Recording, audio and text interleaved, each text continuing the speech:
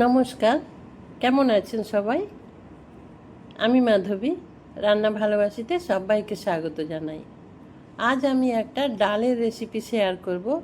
এই গরমকালের উপযুক্ত, শরীর ঠান্ডা করা একটা ডালের রেসিপি।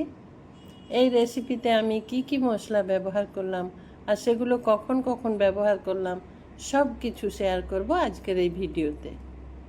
তাহলে আসুন এখন আমরা ডালের রেসিপি দেখে নেব।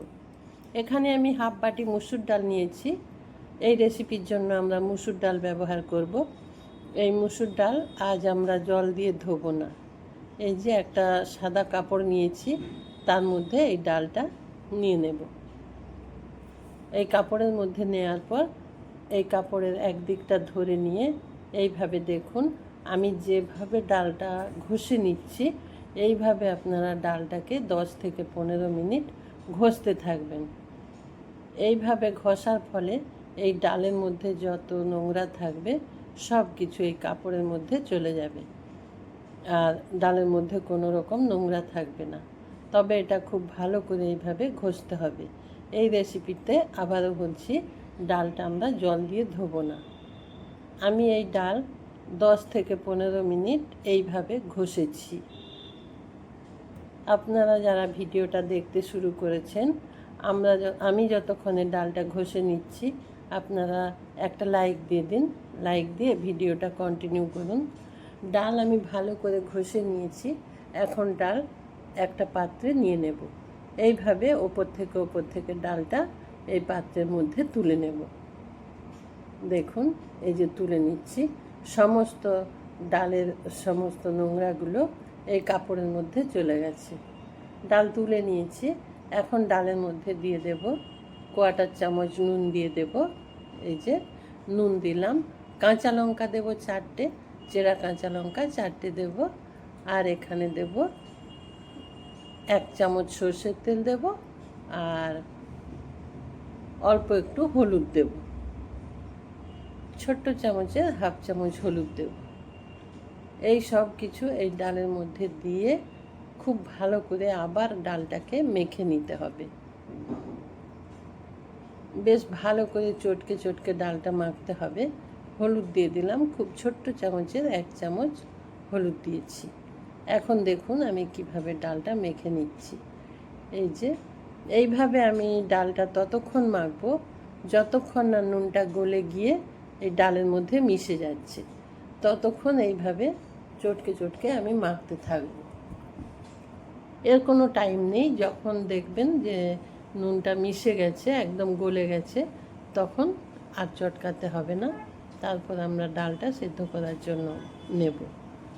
বেশ ভালো করে ডালটা আমি মেখে নিয়েছি, চটকে নিয়েছি। আর নুন হাতে লাগছে না।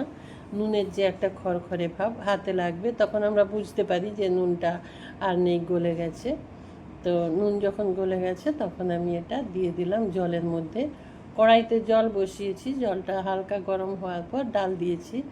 আর এখানে আমি বলে রাখি, আমি ডাল সেদ্ধর সময় ডালে আমার যতটা পরিমাণ জল লাগবে সম্পূর্ণ জলটা দিয়ে দেব, দিয়ে ডাল সেদ্ধ করব। পরে আর এখানে জলের ব্যবহার করব না। এই যে দেখুন, ডাল ফাটা হয়ে গেছে, সেদ্ধ হয়ে গেছে। আরও একটু সেদ্ধ হবে, কিন্তু এই পর্যায়ে এসে আমি কি করব, এই যে ডালের জল আছে, যে এক্সট্রা জলটা আছে, এই জলটা একটা পাত্রের মধ্যে নিয়ে নেব। এখন একটু গ্যাসটা কমিয়ে দিচ্ছি, দিলে ডালটা নিচে বসে যাবে। তারপর জলটা আমার নিয়ে নিতে বেশ একটু সুবিধা হবে, তাই না? সেই জন্য গ্যাসটা কমিয়ে দিলাম। এখন এই জলটা একটা পাত্রের মধ্যে দেখুন এইভাবে আস্তে আস্তে নিয়ে নেব। পুরো জলটা যতটা সম্ভব সম্পূর্ণ জলটা নিয়ে নেওয়ার চেষ্টা করবেন। এইভাবে জলটা নিয়ে নিলাম। নেওয়ার পরে আবার এই ডাল উনুনের মধ্যে বসিয়ে দেব। উনুনে বসিয়ে দিয়ে ডাল আরও একটু সেদ্ধ করে নেব। তারপর সেদ্ধ হয়ে গেলে একটা গোল হাতার সাহায্যে এইভাবে দেখুন, এইভাবে আমি ডালটা ঘুটে নেব। একটু ভালো করে ঘুটে নেব, কিন্তু এটা আমাদেরকে খেয়াল রাখতে হবে যে সম্পূর্ণ যেন ডাল মিহি হয়ে গলে না যায়। একটু গোটা থাকবে, তাহলে খেতে ভালো লাগবে। সেই জন্য একদম মোলায়েম করে ঘুটে নেবেন না, এইভাবে আস্তে আস্তে করে ডালটা ঘুটে নিতে হবে। আমি ততক্ষণে ডাল ঘুটে নিই। আপনারা যারা আমার ভিডিও প্রথম দেখছেন, আমার চ্যানেলে আজ নতুন বা আগেও এসে থাকেন, চ্যানেলটা এখনও সাবস্ক্রাইব করা হয়নি, চ্যানেলটা সাবস্ক্রাইব করে আমার পাশে থাকুন, আমাকে রান্না করার আরও উৎসাহ দিন। ডালটা বেশ ভালো করে ঘুটে নিয়েছি, দেখুন বেশ এখনও একটু একটু গোটা গোটা আছে। এখন ওই যে জলটা রেখেছিলাম ওই জলটা আবার দিয়ে দেব। জল দিয়ে দিলাম, জল দেওয়ার পর আবার একটু ফুটিয়ে নেব। ফুটিয়ে নেওয়ার পর এখানে আমি যেটা দেব সেটা হলো টমেটো। এখানে একটা বড় টমেটো লম্বা লম্বা করে কেটে রেখেছি, ওই টমেটোটা দিয়ে দেব। টমেটো দেওয়ার পর আর খুব বেশি সময় সেদ্ধ করব না, কারণ পরে কিছুক্ষণ সেদ্ধ হবে, তখন টমেটোটা ঠিকঠাক সেদ্ধ হয়ে যাবে। টমেটো দিয়ে একটু ফুটিয়ে নিয়েছি। এখন এই ডাল আবার ওই পাত্রে নামিয়ে নেব। মোটামুটি সেদ্ধ হয়ে গেছে, হাফ সেদ্ধ হয়ে গেছে টমেটোগুলো। এখন এই ডাল বাটির মধ্যে নামিয়ে নেব।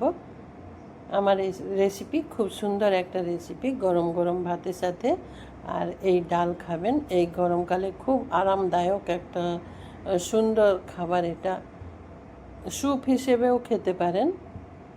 ওই যে বাটির মধ্যে ডাল নিয়ে নিলাম, নিয়ে নেওয়ার পর আবার কড়াই বসিয়ে দেব। কড়াই বসিয়ে দিয়ে এখানে একটা মশলা তৈরি করে নেব। মশলার মধ্যে আছে জিরে, ধনে আর রাঁধুনি, সব কিছু হাফ চামচ করে নিয়েছি। নেওয়ার পর ওগুলো হালকা করে ভেজে নেব।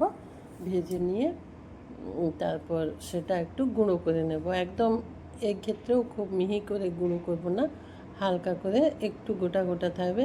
হামানদিস্তাতেও এটা করে নিতে পারেন, তাতে আরও বেশি ভালো হয়। আর এখানে ভাজার সময় কালো করে ফেলবেন না, হালকা করে ভেজে নেবেন। তারপর ওটা হামানদিস্তাতে একটু গুঁড়ো করে নেবেন। আবার কড়াইতে তেল দিলাম, অল্প পরিমাণে এইভাবে তেল দিয়ে দেবেন। তেল দেওয়ার পর দেখুন এই যে সজনে ডাঁটা আমি কেটে রেখেছি, একটু ছোট করে কাটবেন, তাতে খেতে সুবিধা হবে। খুব বেশি লম্বা করবেন না। তারপর বাইরের খোসাটা ছাড়িয়ে এইভাবে কেটেছি, এখন ওই তেলের মধ্যে দিয়ে দেব। তেলে দেওয়ার পর তাতে অল্প একটু নুন দিয়ে দেব। নুন দিয়ে একটু ভাজা ভাজা করে নেব, কিন্তু খুব বেশি কড়া করে ভাজবো না বা খুব বেশি লাল করে ফেলবো না, তাতে এই সজনে ডাঁটার ফ্লেভারটা নষ্ট হয়ে যায়। সেই জন্য সজনে ডাঁটা খুব বেশি কষাতে বা ভাজতে নেই, অল্প ভেজে তারপর ব্যবহার করব রান্নার মধ্যে। অল্প একটু নুন দিয়ে দিলাম, নুন দিয়ে আবারও একটু নাড়াচাড়া করে নেব। এখানে অল্প নুন দিলাম, ডাঁটার পরিমাণে নুন দিলাম। ডাঁটার মধ্যে বেশি নুন দিলে না ডাঁটার নুন টেনে নেয় আর ডাঁটাটা খাওয়া যায় না, খুব নোনতা লাগে। ডালের মধ্যে আমি নুন দিয়েছি, আবার ডাঁটাতে নুন দিলাম, সেই জন্য ডালের নুনটা আরেকবার টেস্ট করে যদি প্রয়োজন হয় নুন দেবেন, না হলে নুন দেবেন না। ডাঁটা ভাজা হয়ে গেছে, ওটা তুলে নিয়েছি। আবারও তেল দিলাম। দেখুন খুব অল্প তেলে আমি রান্নাটা করছি, কিন্তু অল্প তেলে রান্না করছি, এটা শরীরের জন্য যত ভালো, এই গরমে মানে খেতেও খুব ভালো লাগবে।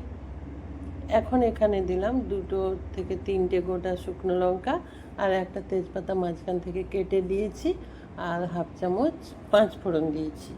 এই ডালে 5 ফোড়ন ব্যবহার করব। তারপর ওই ফোড়ন ভাজার পর সেখানে ডালটা দিয়ে দিলাম।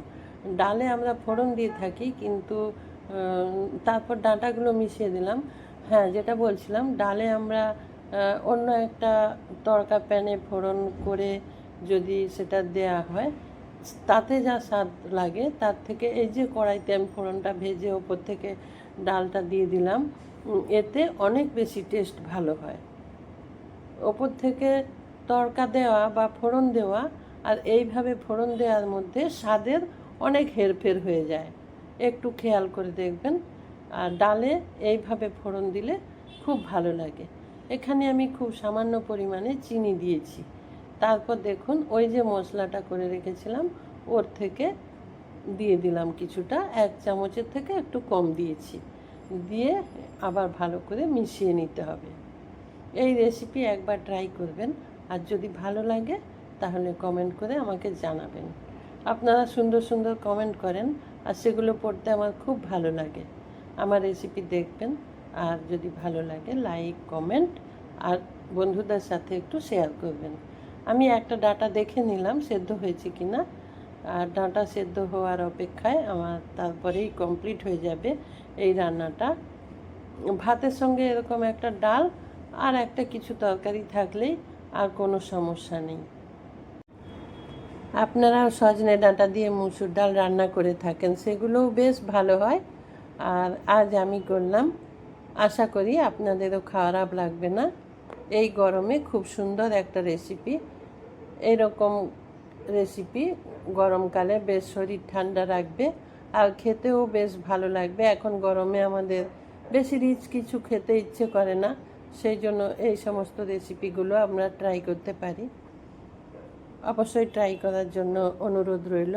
আর যদি ভালো লাগে অবশ্যই কমেন্ট করে আমাকে জানাবেন। আপনাদের কমেন্ট পড়তে আমার খুব ভালো লাগে। আবারও বলছি, সঙ্গে থাকার জন্য সবাইকে অসংখ্য ধন্যবাদ। নমস্কার।